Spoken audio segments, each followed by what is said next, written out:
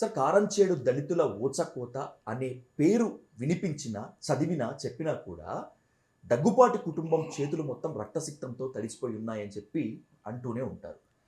మీరు మాకేం సంబంధం లేదు అంటున్నారు. ఈ నెత్తుటి మరకలు ఎవరైనా అంటించారా? దీని వెనక ఎవరుండుంటారు? అంటే అది కూడా నేను వీడియోలో చెప్పాను. దానికి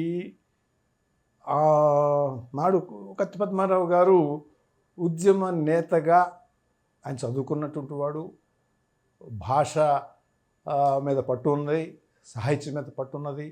వాటినన్నిటినీ నేను గౌరవిస్తాను.